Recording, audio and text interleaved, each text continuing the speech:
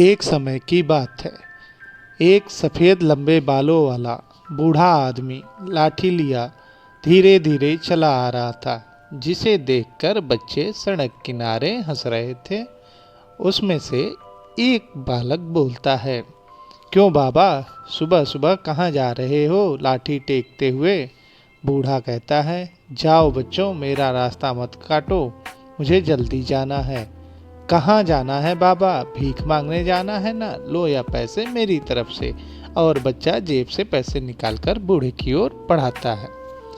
बूढ़ा कड़े स्वर में, ना ना ना बेटा, मैं भिखारी नहीं हूँ, मैं भीख नहीं मांगता।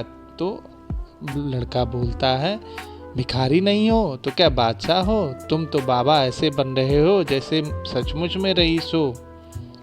चौथा बालक बोलता है, अरे बाबा को ऐसा वैसा मत समझो, चांदी की चम्मच मुंह में लेकर पैदा हुए थे ये। सभी बच्चे एक साथ हंसने लगते हैं। तो बूढ़ा हाथ में बोलता है, तुम हंस रहे हो बच्चों, सच मानो कभी मैं दुनिया का सबसे खुशहाल आदमी था। खुशहाल या माला माल? दूसरा, कभी तुम भी राजा भोज थे अपने समय के, क्यों बाबा? कभी राजा भोज थे, अब तो गंगू तेली भी नहीं रहे। इस पर बूढ़ा बोलता है, तुम अभी नादान हो बच्चों, तुम मेरी बात नहीं समझोगे। समझेंगे क्यों नहीं बाबा, जरूर समझेंगे, पर समझने वाली कोई बात तो हो। यकीन मानो मैं भिखारी नहीं हूँ, समय का मारा हूँ। कभी मैं भी बहुत संपन्न आदमी था। एक बालक बूढ़े आदमी को देखते हुए, बहुत संपन्न आदमी थे, क्या क्या था तुम्हारे पास? बूढ़ा आदमी सांस भरते हुए कहता है, क्या नहीं था बच्चों, एक शानदार भवन था जो अब जर्जर हो गया है और गिरने ही वाला है। 32 नौकर थे जो आदेश मिलते ही मेरी सेवा में लग जाते थे। फिर क्या हुआ बाबा, वे कहाँ चले गए? और बच्चे हंसने लगते हैं। एक एक करके सभी मुझे छोड़कर चले गए। क्यों छोड़कर चले गए? तुमने उनकी पगार नहीं दी होगी, क्यों बाबा? हाँ हाँ, जरूर बाबा ने उसकी पगार नहीं दी होगी।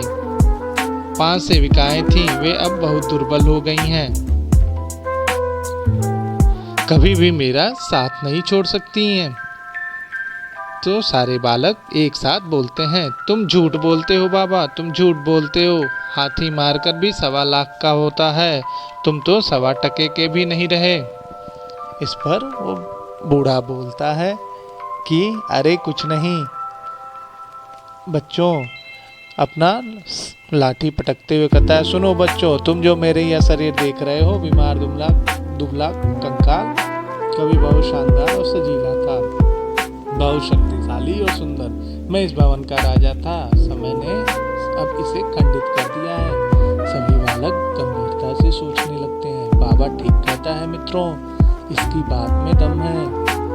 तो फिर बूढ़ा बोलता है, झूठ नहीं है बेटे, सुनो, यह कुछ समय पहले की बात है। मेरे 32 दांत थे, यही मेरे नौकर थे, आदेश मिलते ही सब अपनी सेवा में लग जाते, मुझे खिलाते पिलाते थे, स्वादिष्ट भोजनों का आनंद देते थे। धीरे धीरे ये समय टूटने लगा, अलग हो गए। अब पोपले मुंह से बाहर रोटी चबाना भी मुश्किल है। एक बालक हंसते हुए, तुम तो बहुत बुद्धिमान हो बाबा, क्या बढ़िया बात बताई तुमने, भाई वाह, मजा आ गया। तीसरा बालक कहता है, 32 नौकर और शानदार भवन का रहस्य तो खुल गया बाबा, पर ये 5 सेविकाएं? हाँ, अब उनकी बात भी सुन लो। ये जो 5 सेविकाएं थीं, अब वे दुबली हो गई हैं, ठीक से मेरी सेवा नहीं कर पा रही हैं। पर वे हैं कहाँ? ये सेविकाएं इंद्रियों के रूप में सभी के पास होती हैं, आँख, नाक, कान, जीभ आदि। बुढ़ापे के कारण अब ये कमजोर हो गई हैं। जब तक मेरे पास थी मैं बड़ा संपन्न आदमी था, पर अब सारे बालक एक साथ बोलते हैं, बाबा ने ठीक कहा, बिल्कुल ठीक कहा बाबा ने। यह बाबा तो बड़ा विद्वान लगता है। हाँ बेटा, याद रखो, जिसके पास शरीर के रूप में एक भवन, दांतों के रूप में 32 नौकर, इंद्रियों के रूप में 5 सेविकाएं, वह दरिद्र नहीं होता। पर बाबा, इस दरिद्रता की हालत में तुम कहाँ जा रहे हो? भिक्षा लेते नहीं हो फिर? सुना है नगर में समाज कल्याण मंत्री आया है। हाँ हाँ बाबा, आए हैं, डाक बंगले में ठहरे हैं। तुम उनसे क्या मदद लोगे? मदद वदद की बात नहीं है बालक, वह मेरा बेटा है। सारे बालक आश्चर्य से देखने लगते हैं, वह बाबा का बेटा? क्या मंत्री तुम्हारा बेटा? बूढ़ा कहता है, सच कहता हूँ बच्चों, सचमुच मंत्री मेरा बेटा है। तब एक बालक कहता है, लगता है बाबा बिल्कुल सठिया गया है। फिर बूढ़ा कहता है, सारी अकल की बात होती है बच्चों, लगता है जैसे तुम मेरी पहेली नहीं समझ पा रहे थे, यह बात भी नहीं समझ रहे हो। बालक, अच्छा बताओ मंत्री तुम्हारा बेटा कैसे हुआ। बूढ़ा कहता है, देखो बेटे, जैसे तुम बच्चों के पिता तुम्हारा पालन पोषण कर तुम्हें बड़ा बनाते हैं, वैसे ही हम जनता के लोग चुनाव जिताकर फकीर को वजीर बना देते हैं कि नहीं। तब वह हमारा बेटा हुआ या नहीं। सारे बच्चे ताली बजाते हैं, कहते हैं हुआ, बिल्कुल हुआ, पर वह माने तब ना। बूढ़ा आदमी, नहीं मानेगा तो आगे मुँह की खाएगा। पर तुम मंत्री से मांगने क्या जा रहे हो बाबा। दूसरा बालक, वह तुम्हारा भव्य भवन, 32 नौकर और 5 सेविकाएं तो तुम्हें वापस दिला नहीं सकता। फिर बालक कहता है, वह तो अब भगवान ही वापस नहीं दिला सकता है बाबा। मैं अब सब मांगने नहीं जा रहा हूँ बच्चों, मैं उसके पास एक प्रस्ताव लेकर जा रहा हूँ। प्रस्ताव? कैसा प्रस्ताव बाबा। मैं उससे कहूँगा कि वह अपने विभाग में एक ऐसा फंड स्थापित करे जिसका नाम हो रिश्वत फंड। रिश्वत फंड? तुम्हारा दिमाग तो नहीं खराब हो गया है बाबा। दिमाग नहीं चला गया बेटे, मैं सच कहता हूँ, एकदम सच। तुम माखौल तो नहीं कर रहे हो बाबा। बिल्कुल नहीं, बिल्कुल नहीं। तो बताओ इससे तुम्हारा क्या अभिप्राय है। तो कहता है बूढ़ा, बाबा साल भर पहले मैंने वृद्धावस्था पेंशन के लिए प्रार्थना पत्र दिया था बेटे। फिर क्या हुआ, 125 रुपए पेंशन के लिए मांगते मांगते मेरी लाठी भी घिस गई और जूतियां भी, और कपड़े भी फट गए। क्यों बाबा। हाँ बेटे, पर पेंशन मंजूर नहीं हुई।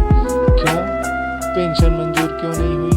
समाज कल्याण कार्यालय के बाबू से लेकर अधिकारी तक सभी को पैसे मांगते, और पैसे भी थोड़े बहुत नहीं, पूरे 500 रुपए दिए। और 500 होते तो बाबा पेंशन के लिए भागता ही क्यों। पर आजकल तो पैसा पैसे को खींचता है बाबा। तो अगला बालक कहता है, हाँ हाँ, जितना गुड़ डालोगे उतना ही मीठा हलवा होगा। जब तुम गुड़ दे ही नहीं रहे हो तो हलवा कैसे मिलेगा बाबा तुम्हें। इसीलिए तो कहता हूँ मंत्री को अपने विभाग में एक रिश्वत फंड भी खोलना चाहिए, ताकि ऐसा व्यक्ति जिसके पास 32 नौकर और 5 सेविकाएं साथ छोड़ दी गई हों, ठीक से काम न कर रही हों, जो वृद्धावस्था पेंशन लेने के लिए मजबूर हो, विभाग के रिश्वत फंड से रिश्वतखोरों को रिश्वत दे सके। सब बच्चे ठहाका मारकर हंसने लगते हैं। अच्छा बच्चों, मैं चलता हूँ अपने प्रस्ताव से। सभी बालक एक साथ कहते हैं, हम भी चलते हैं, चलो चलो। फिर थोड़ी देर बाद जाने के बाद मंत्री जी डाक बंगले में दिखाई पड़ते हैं। वो बढ़िया लंबा कुर्ता पहने, टोपियाँ लगाए बूढ़ा, और 3-4 बच्चों को एक तरफ खड़े हो जाते हैं। तभी भीतर से मंत्री जी निकलते हैं और बाहर खड़े लोगों का अभिवादन स्वीकार कर कार में बैठकर चले जाते हैं। मंत्री जी तो गए बाबा, जैसे गधे के सिर से सिंह। दूसरा बालक, अरे नहीं, गधे के सिर से सिंह की तरह नहीं, जैसे 32 नौकर और 5 सेविकाएं